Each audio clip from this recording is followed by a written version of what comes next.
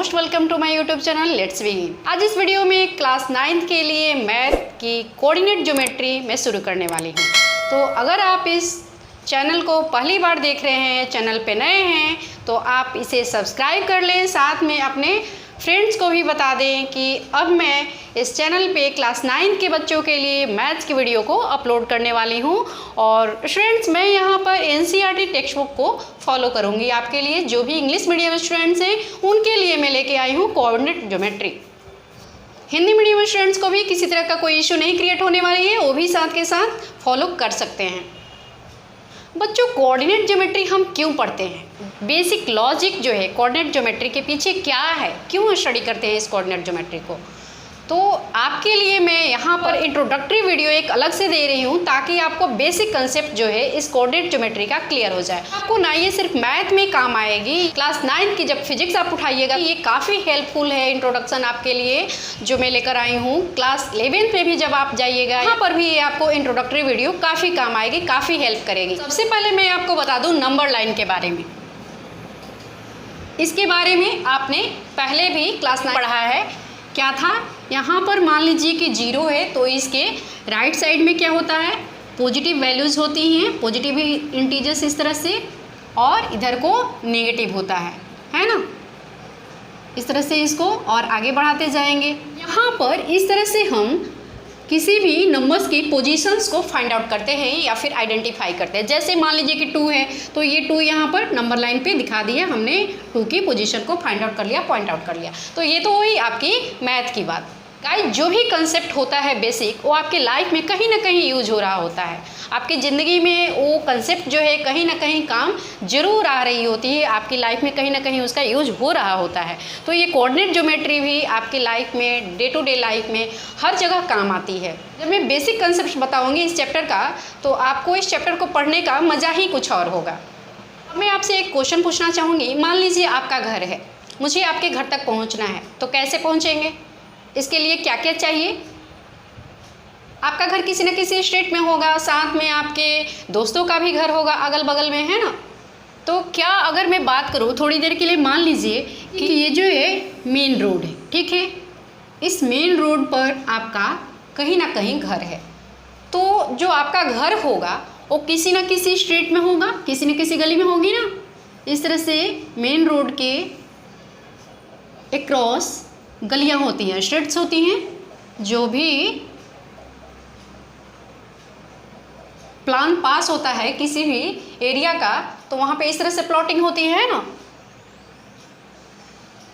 तो मान लीजिए कि इस मेन रोड से आपका घर किसी न किसी स्ट्रीट में होगा, वो हम कैसे जाएंगे, कैसे पता चलेगा? मुझे आपको ये घर तक पहुँचना है, तो मैं कैसे पहुँच पाऊँगी आपके घर? मैं बिल्कुल बेसिक बता रही हूँ यहाँ पर। मुझे आपके घर जाने के लिए क्या चाहिए? स्ट्रीट पता होना चाहिए कि कौन से स्ट्रीट में आपका घर है। मान लीजिए कि आपका घर जो है इस स्ट्रीट का नाम दे देते हैं। जैसे मान लीजिए ये नंबर 1 स्ट्रीट हो गई, ये नंबर 2 हो गई, ये नंबर 3 हो गई, ये नंबर 4 हो गई, ये नंबर 5 हो गई, ये नंबर 6 हो गई, ठीक है।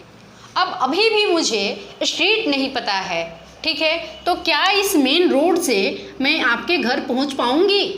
इस स्ट्रीट में कहाँ पे आपका घर है मुझे कैसे पता चलेगा? अगर मैं क्वेश्चन पूछती हूँ कि क्या इस मेन रोड से मैं आपके घर पहुँच पाऊँगी, तो क्या आंसर होगा आपका? नहीं, मैं इस मेन रोड से आपके घर नहीं पहुँच पाऊँगी जब तक मुझे स्ट्रीट ना पता हो कि किस स्ट्रीट में आपका घर है, ठीक। अब मान लीजिए कि सेकेंड स्ट्रीट में आपका घर है, इस तरह से सेकेंड स्ट्रीट यहाँ पर जो इसमें आपका घर है, कहीं ना कहीं कुछ दोस्तों का भी घर होगा इसमें। तो जब तक मुझे आपका हाउस नंबर नहीं पता होगा, तो क्या मैं इस स्ट्रीट में जाने के बाद भी आपके घर पहुँच पाऊँगी? नहीं। इसके लिए मुझे स्ट्रीट नंबर का साथ साथ आपके हाउस नंबर का भी पता होना ज़रूरी है।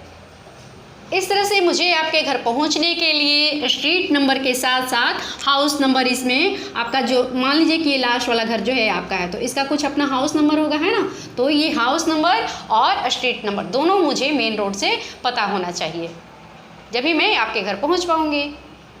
अब आप कहेंगे कि कोऑर्डिनेट ज्योमेट्री से इसका क्या लेना देना है? तो लेना देना है, पहले आपको नंबर लाइन से क्या पता चलता था? जैसे ये नंबर लाइन है, अगर इसमें कोई कहता था कि 2 कहाँ है, तो क्या करते थे हम लोग? 2 को इस तरह से प्लॉट करके दिखा देते थे कि यहाँ पर 2 है, ठीक है ना। तो नंबर लाइन पे सिर्फ हमें पोजीशन की पता चलती थी कि कोई नंबर जो है, कोई डिजिट जो है, कोई लोकेशन स्पेसिफिक कहाँ पे है। अब यहाँ कोऑर्डिनेट ज्योमेट्री जो हम पढ़ रहे हैं, इस तरह का जो भी मैंने अभी आपको एग्जाम्पल समझाया, इसमें नंबर लाइन यूज नहीं हो रही है। नंबर लाइन जो है आपका 1 डायमेंशनल है, और ये क्या है आपका, ये जो है आपका 2 डायमेंशनल है। मतलब आपको 2 चीज़ चाहिए, तब जा कर के आप किसी भी पॉइंट का एग्जैक्ट लोकेशन बता सकते हैं ना। यहाँ पर हमने स्ट्रीट ढूंढा 1 नंबर, दूसरा हाउस नंबर ढूंढा 2 नंबर। तो इस तरह से 2 चीज़ें जब मुझे पता चली, तब जा कर के मैं आपके घर पहुँच रही हूँ। 2 चीज़ों का पता होना यहाँ कोऑर्डिनेट ज्योमेट्री में ज़रूरी है। ये 2 डायमेंशनल थिंग हम यहाँ पे पढ़ रहे हैं, जबकि नंबर लाइन में 1 डायमेंशनल पढ़ रहे थे। चलिए एक और एग्जाम्पल लेते हैं। देखिए यहाँ पर ये एक पेपर है, ठीक है। इस पेपर पर मैं इस तरह से एक पॉइंट मार्क कर दी। अब पूछा जाए कि ये जो है इस बेस से कितनी दूरी पे है, तो ये हमें पता होना ज़रूरी है।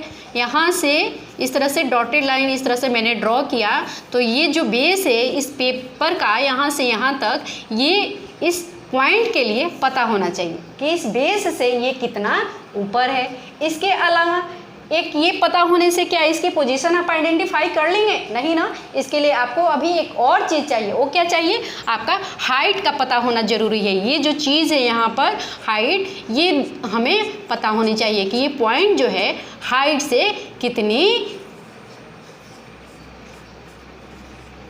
ऊंचाई पर स्थित है, कितनी हाइट पर ये सिचुएटेड है। इस तरह से यहाँ से बेस के साथ और यहाँ से हाइट के साथ 2 डिस्टेंस, 2 दूरियों का, बेस का और हाइट का, इस पॉइंट के एग्जैक्ट लोकेशन के पता होने के लिए हमें ज़रूरी होता है। उसके बाद ही इस पॉइंट की हाइट और बेस से लोकेशन हमें पता चल पाती है। अब आते हैं हम लोग चैप्टर पे। देखिए कोऑर्डिनेट ज्योमेट्री जब आपको पढ़ाई जाती है स्कूल में, तो चैप्टर से स्टार्ट किया जाता है। यहाँ पर मैं आपको स्टार्ट कर रही हूँ यहाँ से। देखिए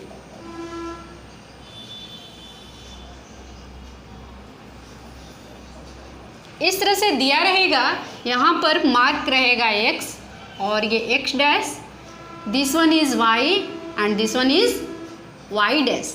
आपसे ये बोला जाएगा कि आप इसको याद कर लीजिए, पर मैं आपको देखिए इस तरह से इसको स्टार्ट करूँगी। मैं बोलूँगी आपको इसको याद करने की बिल्कुल कोई ज़रूरत नहीं है। जो भी एग्जाम्पल्स अभी हमने करे हैं ना, उससे आपको सारा ये चीज़ क्लियर हो जाएगा, याद नहीं करना है। देखिए यहाँ पर कोऑर्डिनेट ज्योमेट्री में आपका 2 चीज़ों का पता होना ज़रूरी है, एक x और दूसरा y, ठीक है। और यहाँ पर देखिए ये इस तरह से जो 2 लाइन्स हैं इंटरसेक्ट कर रही हैं, उस पोजीशन को मैंने यहाँ पर O लिखा, और इस O के लिए इस तरह से 0 0 लिख देते हैं, ठीक है। अब ये 2 पॉइंट जो हैं यहाँ पर मैं बता रही हूँ, जैसा कि आपका पता होना ज़रूरी है। तो कौन से 2 पॉइंट्स हैं? तो पहला है x और दूसरा है y। कुछ इस तरह से यहाँ पे जो इंटरसेक्टिंग पॉइंट O है उसको मैंने यहाँ पर लिखा है। तो ये जो 0 है वो इस x के लिए है, और ये दूसरा 0 जो है इस y के लिए है। अब ये x जो है आपका यहाँ पर पॉजिटिव है, ठीक है। जैसे यहाँ है ना, तो यहाँ से जब स्टार्ट करेंगे लेफ्ट साइड को जाएंगे तो 1 2 3 जिस तरह से नंबर लाइन पे होता था, है ना, इधर बढ़ेंगे तो ये -1 -2 -3 -4 इस तरह से है। तो ये x है वो आपका पॉजिटिव है, और x डैश जो है आपका ये नेगेटिव है, ठीक है। और ये y जो है आपकी पॉजिटिव है, और y डैश जो है आपकी वो नेगेटिव है। इस तरह से यहाँ पर ऊपर जाएंगे तो 1 2 3 है ना 4, और इधर नीचे को आएंगे तो -1 -2 -3 -4 इस तरह से करते जाएंगे। तो इन दोनों चीज़ों का पता होना लोकेशंस को फाइंड आउट करने के लिए ज़रूरी होता है। कोऑर्डिनेट ज्योमेट्री जो होती है बेसिकली ग्राफ्स के साथ डील करती है, और इसको यहाँ पर ग्राफ पे देखिएगा तो क्लियर आपको और दिखेगा, लेकिन मैं यहाँ पर ग्राफ को बताने नहीं जा रही हूँ। कोऑर्डिनेट ज्योमेट्री चैप्टर का मकसद आपको ग्राफ को समझाना नहीं है। कोऑर्डिनेट ज्योमेट्री में किसी भी पॉइंट्स की लोकेशन को फाइंड आउट करने के लिए आपको सिखाया जा रहा है।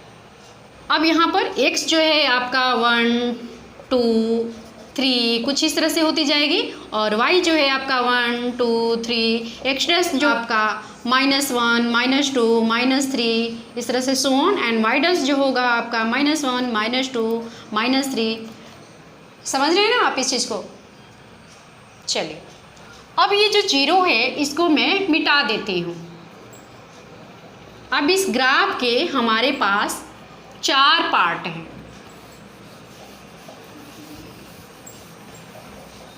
देखिए ध्यान से, यहाँ पर जो है ये आपका first part, second part, third part and fourth part, 4 part नज़र आ रहा है।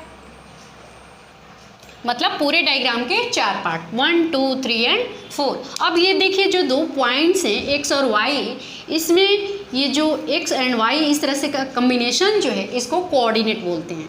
ठीक है, क्या लिखेंगे? कोऑर्डिनेट। अब ये देखिए जो आपका x है इसको हम लोग बोलते हैं एब्सिसा, और y जो है इसको ऑर्डिनेट बोलते हैं। हिंदी में बच्चे अगर बात करें तो इसको एक्स एक्सिस बोलेंगे, और ये जो है y है उसको y एक्सिस बोलेंगे। भुज और कोटि, ठीक है।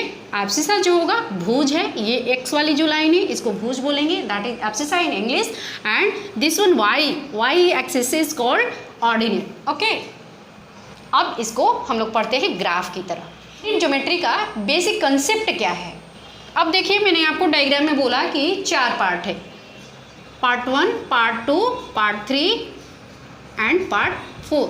ठीक है, अब मैं बोल रही हूँ अब इसको हम लोग पार्ट नहीं बोलेंगे। अब क्या बोलेंगे हम लोग इसको? कोऑर्डिनेट ज्योमेट्री में बोलेंगे first quadrant, second quadrant, third quadrant and fourth quadrant. इसको part 1, part 2, part 3, part 4 like that नहीं बोलेंगे। बोलेंगे ये वाला जो होगा उसको first quadrant, this one is second quadrant, this one is third quadrant and this one is fourth quadrant. और इस तरह से एक्स वाई की वजह से जो ये प्लेन बन रही है बच्चों, इसको कार्टेशियन प्लेन बोलते हैं। ठीक है, और कार्टेशियन एक्सिस इसको बोला जाता है। जब से एक्स है तो X is called X Cartesian axis, Y is called Y Cartesian axis. अब मान लीजिए कोई पॉइंट ड्रॉ करके दिखानी है, जैसे मान लीजिए कोई पॉइंट है ए, इसको ड्रॉ करके दिखानी है 1 और 3 इस तरह से दिया हुआ है, तो क्या करेंगे? क्या मैंने बताया कि जो पहला ये पॉइंट है वो क्या है? x है, तो x जो है कितना है? 1 है, तो ये वहाँ यहाँ पर x मार्क कर देंगे, यहाँ पर 1। ठीक है, और ये दूसरा वाला जो पॉइंट है वो 3 है। 3 क्या है?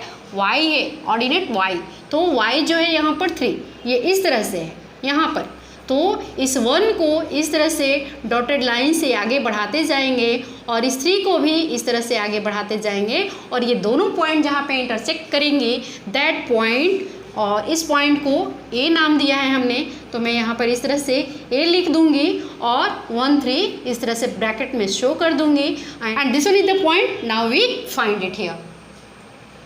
बना के मैथ में सीखिए तो कंसेप्ट बच्चों आपका ज़्यादा ही क्लियर होता है। अब मान लीजिए कि रैंडमली पॉइंट्स को आपको ड्रॉ करने के लिए दिया जा रहा है। मान लीजिए कि जैसे यहाँ पर 2, 4, एक पॉइंट मैं यहाँ पर और आपको दे रही हूँ 3, 3, इस तरह से, और भी एक पॉइंट ले लीजिए यहाँ पर 1, 2।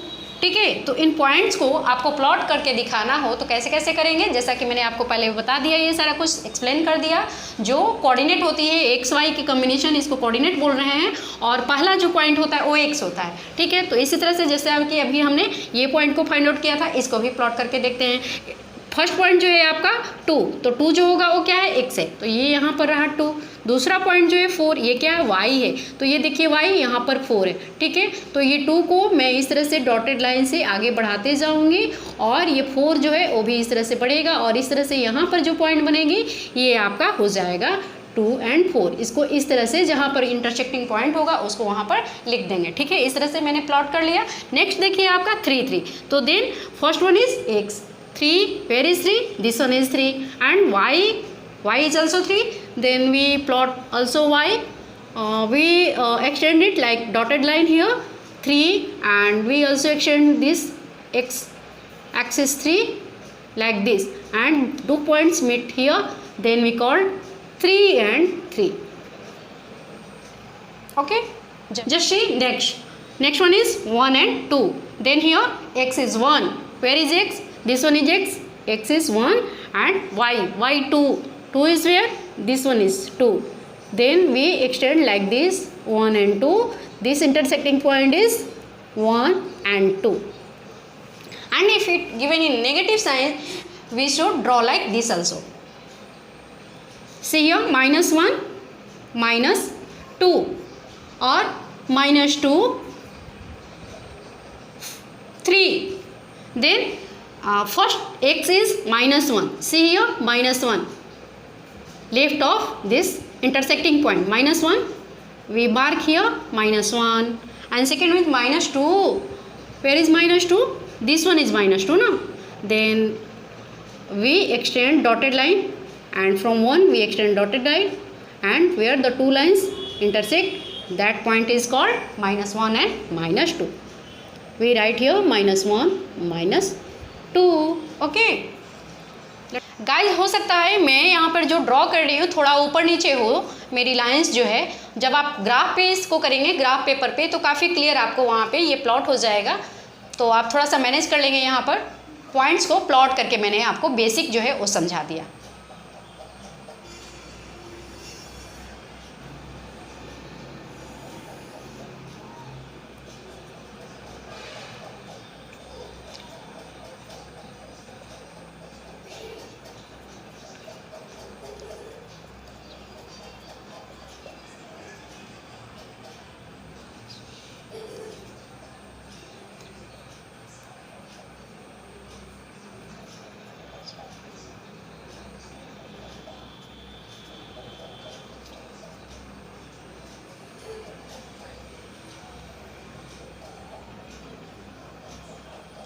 अब देखिए एक और क्वेश्चन, जैसे मान लीजिए बोला जाए आपसे कि पॉइंट सी जो है यहाँ पर इसकी कोऑर्डिनेट बताइए। इस तरह से आपको डॉटेड लाइन से दिखाया रहेगा और इसको यहाँ पर लिखा रहेगा पॉइंट सी।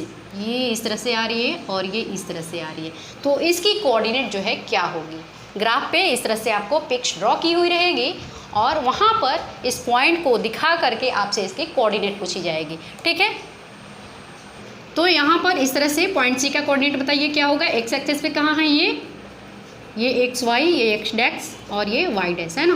तो एक्स एक्सिस पे ये क्या है, 3 है एक्स की पोजीशन और वाई की पोजीशन क्या है, -3। तो इस तरह से ये सी का क्या हो गया, कोऑर्डिनेट हो गया। अब एक और अजीब सा क्वेश्चन आपसे पूछा जाएगा और डिफरेंट तरीके से, जैसे मान लीजिए बोला जाए आपसे 1 and -2 कि आप क्वाड्रेंट बताइए, ये कौन से क्वाड्रेंट में है। तो अब देखिए इसको इस तरह से, यहाँ पर x की वैल्यू इस फर्स्ट क्वाड्रेंट में क्या है, वो पॉजिटिव है। ठीक है, फर्स्ट क्वाड्रेंट में, और इसी फर्स्ट क्वाड्रेंट में y की वैल्यूज क्या है आपकी, पॉजिटिव है। तो फर्स्ट क्वाड्रेंट में x की वैल्यू भी आपकी पॉजिटिव, y की वैल्यू भी पॉजिटिव। ठीक है, अब देखते हैं सेकेंड क्वाड्रेंट में। तो सेकेंड क्वाड्रेंट में जब हम आते हैं तो x की वैल्यू जो है वो क्या है, निगेटिव है, और y की वैल्यू क्या है, ये y रही, y की वैल्यू पॉजिटिव है। तो इस तरह से x और y कोई भी पॉइंट दिया रहेगा तो उसकी कोऑर्डिनेट क्या हो जाएगी, माइनस एंड प्लस हो जाएगी। अब नेक्स्ट क्वाड्रेंट, थर्ड क्वाड्रेंट में आते हैं। थर्ड क्वाड्रेंट में देखिए x जो है यहाँ पर क्या है, नेगेटिव है, तो इस तरह से लिखेंगे माइनस, और y क्या है, ये भी नेगेटिव है। तो x एंड y की कोऑर्डिनेट जो है यहाँ पे माइनस माइनस हो जाएगी, वैल्यू जो होएगी। एंड फोर्थ क्वाड्रेंट में देखते हैं इस तरह से x जो है क्या है, पॉजिटिव है, और y जो है क्या है, और नेगेटिव है। इसी तरह से यहाँ पर सी पॉइंट का आप देख रहे हैं ना, 3 और -3 दिया हुआ था, यहाँ पर x पॉजिटिव और y जो है नेगेटिव। ठीक है, तो इस तरह से आपको पॉइंट दे करके आपसे क्वाड्रेंट पूछा जाएगा कि ये किस क्वाड्रेंट में है। तो इस तरह से मान लीजिए कोई पॉइंट दिया हुआ है 1 और -2 और ये किस क्वाड्रेंट में है, आपसे पूछा जाएगा इन व्हिच क्वाड्रेंट। तो आप क्या बोलेंगे इसके लिए, क्वाड्रेंट कैसे फाइंड करेंगे। तो देखिए जो कि अभी मैंने बताया आपको, x जो है क्या है, पॉजिटिव है। तो देखिए x पॉजिटिव पॉजिटिव आपको कहाँ कहाँ दिख रहा है, यहाँ भी दिख रहा है और आपको यहाँ पर दिख रहा है। लेकिन y जो है निगेटिव है, तो y आपको निगेटिव कहाँ दिख रही है, यहाँ पे दिख रही है, नहीं, यहाँ पर दिख रही है, तो हाँ, तो ये 1 और -2 ये देखिए यहाँ पर है ना। तो ये पॉइंट जो है किस क्वाड्रेंट में सिचुएटेड है, तो क्या बोलेंगे, फोर्थ क्वाड्रेंट में सिचुएटेड है। समझ में आ रही है ना आपको? चलिए ठीक है, और देखते हैं। अब इसको और आगे देखिए, जैसे ये नंबर जो भी अभी दिख रहे हैं एक्सेस पे, और जो है मान लीजिए यहाँ पर 5 तक मैंने ड्रॉ किया, यहाँ पर भी 5 तक ड्रॉ किया, तो 5 से ज़्यादा की वैल्यू हो अगर, जैसे मान लीजिए कि 3 और 7 है, तो x जो है 3 है और y जो है 7 है, तो 7 तो यहाँ दिख नहीं रहा, तो क्या ये यहाँ पर मतलब कैसे करेंगे? तो ये जो बच्चों है वो नंबर लाइन की तरह है, इसको एक्सटेंड कर लेंगे और वैल्यूज़ को ऊपर में दिखा देंगे, उसके बाद इसको ड्रॉ कर लेंगे, प्लॉट कर लेंगे, है ना। ये भी इस तरह से बढ़ा लेंगे और आगे नंबर लाइंस की तरह ही, इसका कोई लिमिट नहीं है, ये अनलिमिटेड है, जितना मन उतना इसको आगे की तरफ एक्सटेंड कर सकते हैं।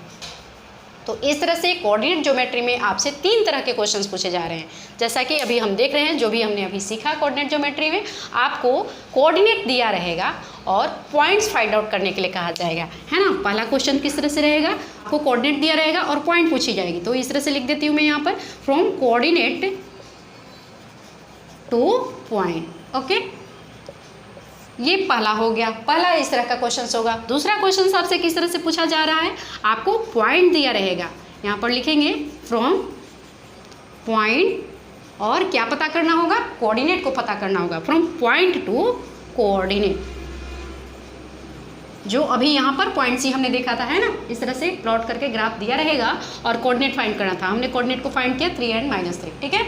उसके बाद देखिए तीसरा क्वेश्चन किस तरह से आपसे पूछा जाएगा, दिया रहेगा वैल्यूज, जैसा कि अभी मैं यहाँ पर 1 और -2 दी हुई थी और पूछ रही है कि कौन से क्वाड्रेंट में है, तो इस तरह से पॉइंट को देख करके आपसे पूछा जाएगा कि point is in which quadrant, point is in which quadrant. तो गाइज ये आपको कोऑर्डिनेट ज्योमेट्री का इंट्रोडक्टरी वीडियो कैसा लगा मुझे कमेंट बॉक्स के जरिए ज़रूर बताएं और अपने फ्रेंड्स को भी इसको शेयर करें, ताकि आपके ज़्यादा से ज़्यादा फ्रेंड्स भी इस वीडियो को देख सके। उनको बताइए कि क्लास 9 की मैथ की वीडियो भी अब आने लगी है, मैं अपलोड करूँगी लगातार 9 के मैथ की वीडियो को, और यहाँ पर हम बुक जो फॉलो कर रहे हो NCERT टेक्स्ट बुक को फॉलो करेंगे इंग्लिश वाले बच्चों के लिए, और हिंदी वाले बच्चे भी इसको फॉलो करें। There is no difference between Hindi and English, only language matter but not any change in concepts. I will meet you in next video with next exercise 3.1. Guys, आप वीडियो को देखते रहें, चैनल पे बने रहें। Thanks for watching and do support in women empowerment.